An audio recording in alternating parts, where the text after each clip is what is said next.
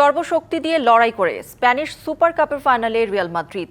Atletico মাদ্রিদের বিপক্ষে টান টান উত্তেজনার এই ম্যাচে শেষ হাসি হেসেছে ভালভার্দে রদ্রিগোরা।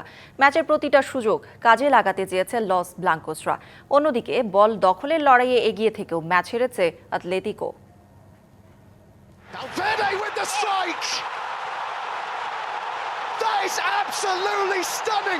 মাদ্রিদের রিয়ালি সেরা আতলেতিকোর বিপক্ষে জয় তুলে নিয়ে শাবি আলোনসোর দল যেন আরও একবার প্রমাণ করল তা। স্প্যানিশ সুপার কাপে আতলেতিকো মাদ্রিদকে 2-1 ব্যবধানে হারিয়ে রিয়াল এখন টুর্নামেন্টের ফাইনালে।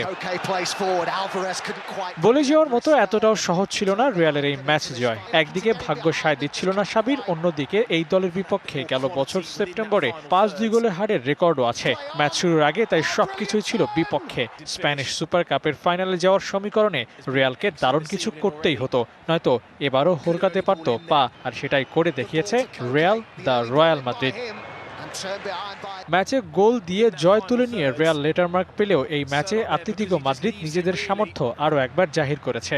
55% পজিশন নেওয়া, 22টি শট অন টার্গেটে, হাফ ডজন শট নেওয়া, সবকিছুতেই এগিয়ে ছিল আতলেতিকো।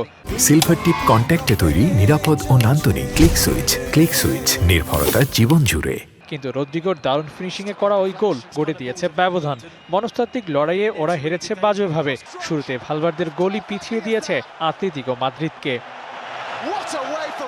রদ্রিগোর গোল, ভালভার্দের সুযোগ কাজে লাগানো, নানান কিছু নিয়ে আলাপ তো করাই যায়, তবে থিবো কর্তোয়ার পারফরমেন্স নিয়ে আলাদা করে কথা বলতেই হবে। আতলেতিকো 6টি অন টার্গেট শট নিয়েছে, যার মধ্যে 5টাই রুখে দিয়েছেন কর্তোয়া। রিয়ালের সেইভার হয়ে দাঁড়ানো কর্তোয়া হিরো অফ টুনাইট তো বলাই যায়। জয়ের উল্লাস করার সময় এখন না, অপেক্ষা করছে বার্সেলোনা বাধা।